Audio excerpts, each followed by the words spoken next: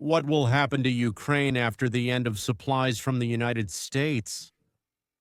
To those who listened to Trump's speech at the United Nations General Assembly, then analyzed what he said to Zelensky and in general about the war in Ukraine, and to those who read the doctrine that was recently published and read the 28 points proposed by the United States of America on establishing a ceasefire and peace between Russia and Ukraine, they know that Trump has never changed his opinion or position on how this war should end or what role the United States of America should play in it.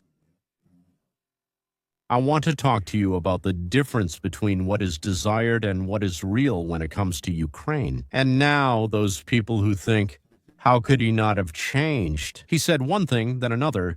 Ladies and gentlemen, he was tactical, sometimes trying to put pressure on one side, sometimes trying to put pressure on the other side. But my opinion, once again, you can see for yourself, I never changed it. But that's not the point. I actually want to talk about something completely different right now. I hear from a lot of people who know exactly who attacked whom, who is destroying whose cities, and I've heard them say they wish victory to Ukraine. Every time I started to ask what they mean when they say victory, I found out that, well, there are quite a lot of different and conflicting opinions on this matter, but let's try to figure them out, and let's try to be realistic. Victory is, at the very least, returning to the borders as of the beginning of 2022, and ideally the return of Crimea. Well, another important component is either the defeat of Russia, so that in the coming years it couldn't even think about attacking anyone again, or a situation in which a repeated invasion in the foreseeable future would be impossible. Do we see a real possibility of such a defeat, such a loss? Well, to be honest, not really, but we'll talk more about this later. A more realistic option, which of course will also be called a victory, is to make the war strategically meaningless for Russia and force it to retreat, or at least stop seeking additional territories. That's not quite right. That's the kind of victory that, let's say, most Ukrainians would want, the one they dream about. But if you stop Russia within the borders it is currently captured, or even force it to pull back a little to create some kind of neutral zone, if you destroy its offensive capabilities, achieving a situation where Moscow cannot go on the offensive and is forced to agree to what it currently considers unacceptable, a favorable peace. This is also one of the possible positive outcomes for Ukraine and Ukrainians. Let's first think about whether it's even possible for a small state to defeat a larger one, for a smaller army to defeat a bigger one. The victory of those who don't have the finances to produce or acquire military equipment over those who do have those finances. And besides, with a population that's 100 million larger, Ukraine's victory over Russia is theoretically possible. For this, several tough conditions are needed at the same time. Long-term and increasing military aid from outside, long-term and increasing. A sharp increase in its own resources, people, equipment, industry, a serious weakening of Russia, and a favorable international environment. What is long-term and increasing external assistance? This refers to significant artillery ammunition, armored vehicles, air defense systems, and long-range missiles for striking logistics near the Rybsky Bridge and Russian rear areas. Next is the increase in the number and preparedness of Ukraine's ground forces. Without a large ground force, it will be impossible not only to retake, but also to hold territory. Otherwise, at best, it will be containment, a war of opposition and slow retreat, creating stable air defense and energy systems so the front doesn't collapse due to strikes on the rear, and mobilizing the economy. This is what needs to happen. Do you see this happening anytime soon? Who can actually provide external support? It's just the United States and Europe. No need to guess, it's only them. Experts note that a sharp reduction or cessation of aid will lead to the gradual exhaustion of Ukraine and increase Russia's chances of imposing a harsh peace. That's called capitulation. Yes, whereas stable support holds the front and gives a chance to turn the situation around. Are the United States ready for such long-term support for its expansion? And can Europe provide or afford to provide such support? The United States will stop supplying weapons altogether or in the quantities it is supplying now. Well, in addition to this, the West also needs to strictly limit Russia's ability to make up for its losses through imports, with sanctions, export controls, and restrictions on bypass countries, so that each new one, an offensive campaign, would cost the Kremlin more and more and bring less and less results. Without the participation of China, India, Iran, Venezuela, and North Korea, who will not participate, this is practically impossible to do, even if the West really wants to. But experience shows that for 4 years the West hasn't shown much desire. And now, when the opinion of the citizens of these countries has shifted from unconditional enthusiasm and active support for Ukraine to practical indifference, with more sympathy for Ukraine than for Russia, it's practically impossible to imagine the West doing what we have outlined it should do. Ukraine gets a chance for a real military victory if Russia faces a severe economic crisis, political instability, elite infighting, regime change protests, and the inability to maintain the current level of mobilization and weapons production. Judging by all the reviews we're reading today from all the Western analysts and so on, there is no regime instability in Russia, and the elite infighting ended a long time ago. Putin's gang has long since won. There are other gangs, but the country is already in a post-oligarchic, that is, a post-oligarchic state. Even now, there is a huge level of losses being recorded, of course, and the Russian supply system is under extreme strain. The continuation and strengthening of this trend, while Ukraine is also getting stronger, generally makes Russian offensives less and less effective and opens a window for Ukrainian counteroffensives, but only if all of this happens simultaneously and in the ideal way we're describing. Probability assessments. A number of think tanks directly state that a decisive military victory for either side is unlikely. A complete defeat does look unlikely in the near future. The most probable scenario is a prolonged war, a ceasefire, or an imposed compromise peace. That's why more and more experts are talking about the theory of victory through the strategic neutralization of Russia. To ensure that the Russian Federation cannot achieve its goals and is forced to de facto accept a sovereign, armed, and protected Ukraine, even if there is no formal act of capitulation. How can this be done if, again, India and China,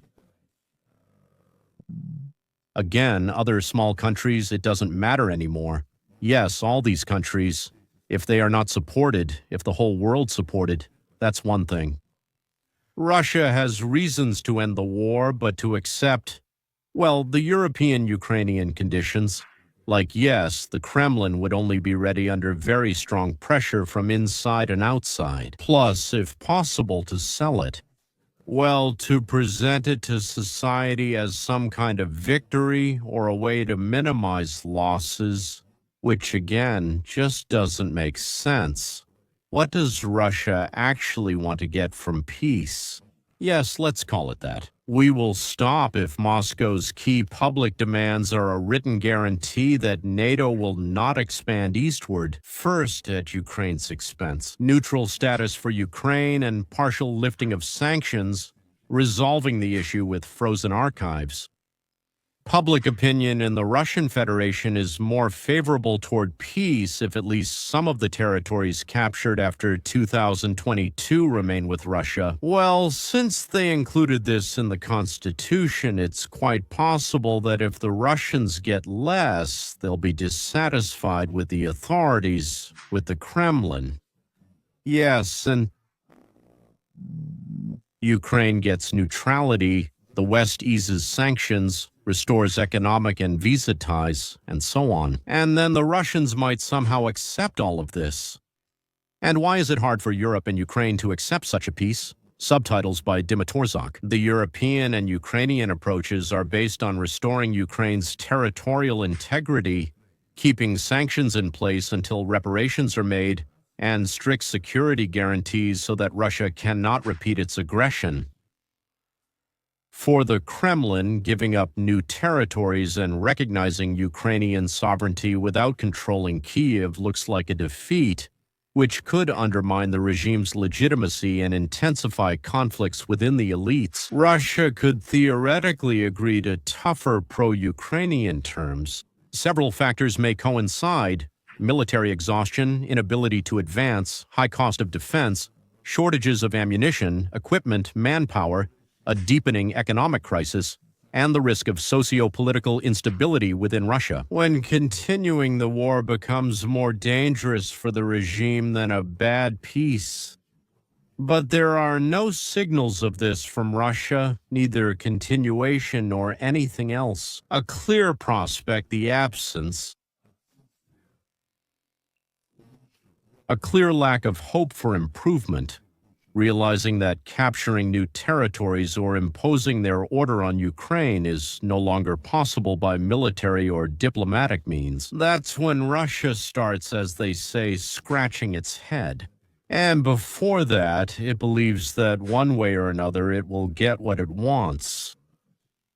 I have to say that, unfortunately, there are currently no signs that the situation is developing favorably for Ukraine. If Western support decreases instead of increasing, the situation will not improve. If the human resources are, well, sufficiently depleted, and there are no new soldiers to be found, there are no North Koreans or Chinese who can be hired, then Ukraine's victory over Russia moves into the category of 0.5%. If a series of fantastic events with 0% probability occurs, the situation, well, practically cannot lead to such an end to the war for reasons we've already discussed. So the only real prospect for ending this war is Russia's victory. Well, it's either the complete capture of Ukraine by Russian troops, after which Russia decides how the former country of Ukraine will be governed, or its, so to speak, subtitles, leaving with the keys to the city of Kyiv. If not legally, then in fact it becomes part of the Russian world, the Ruski Mir, as they call it there. At the same time, the longer Ukraine participates in the war, the more population it will lose, and this population is quite young. In other words, people who could bring the next generation to the country, who could give birth to the next generation, they are being wiped out in huge numbers. I think already more than a third and maybe even half are already gone. People capable of having children have died in huge numbers, or have been shell-shocked, wounded, or have left the country and most likely won't return. If there is no victory for Ukraine, or at least if a part of Ukraine that remains an independent state is not established, they won't come, they won't return. So once again, the option of Ukraine's victory. At the moment, except for the possibility of Martians arriving, it is estimated as either 0 or very close to 0. The option of Russian troops capturing all of Ukraine or Ukraine's unconditional surrender. Well, basically, it's almost the same option. Yes, that's probably 80%. So what about the remaining 20%? The remaining 20% go to the other option, the president's office in full. Disappears, is removed, I don't know, runs away, goes to prison, I know he's gone. And at the head of the country come the frontline soldiers who have seen with their own eyes how their comrades die, and who will be able to use the still existing desire of the United States of America to help stop this fratricidal war. No matter how much you hate them, there's nothing you can do about it. Many people in Russia have Ukrainian surnames, and many in Ukraine have Russian ancestry. Here are the subtitles. So, then Ukraine will be divided into two parts. One part will remain, which will be called Western. It will keep its independence, its culture, and will build a normal market state. By remaining neutral like Switzerland, there is zero chance of victory. 80 to 90% chance of complete takeover, 10 to 20% chance of the country being divided, with independence preserved and the remaining part following the Finnish model. I have a feeling that politicians and the media in Ukraine, as well as in Russia, both in Ukraine and in Russia, are working hard to make sure Ukraine doesn't understand. Ukrainians don't understand the real situation and would keep fighting and dying because they're always holding on to some kind of dream, some possibility in their minds. What if it's possible? And then, yes, I'm really afraid that it's not quite like that. It really seems, and has for quite some time, that the leadership of the European Union, as well as the leaders of the largest European countries, for some reason are also interested in the continuation of the war and don't want the war to end with the division of Ukraine or in any other way. I suspect that from their point of view, Russia, which continues to fight with the Ukrainians, even considering the losses that Russia is suffering, and when they look at Ukraine's losses, from their perspective, that's an acceptable price. That is, so that Russia wouldn't even think about moving, about advancing anywhere else in the direction of the European Union. Since Europe is absolutely not sure that America will protect it, and they don't have the strength to defend themselves, they didn't build, didn't organize, didn't do that. The longer this slaughter drags on, the less likely it is that Russia will be able to carry out aggressive actions in European countries in the coming years. So the leadership of Europe wants the war to continue. The leadership of Ukraine wants the war to continue. The leadership of Russia wants the war to continue. It seems that China wants the war to continue, so who doesn't want the war to continue? These are the people who ended up on the front lines, or whose children, husbands, or loved ones ended up on the front lines. And for some reason, the White House in the United States, it's completely unclear why, it's really not America's business at all. Regimes like the one established by Zelensky don't leave power on their own, especially since the leadership of European countries supports him. Therefore, most likely the war will continue until Russia either completely captures the entire territory of Ukraine.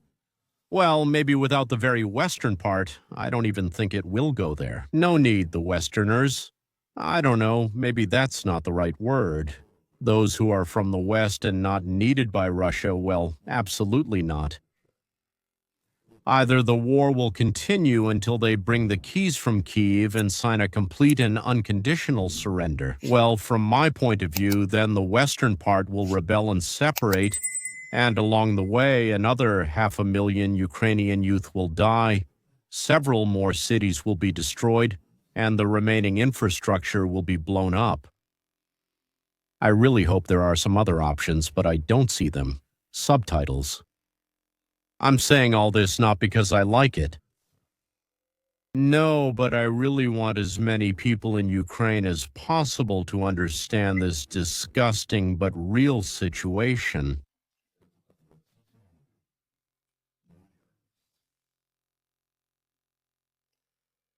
Until next time.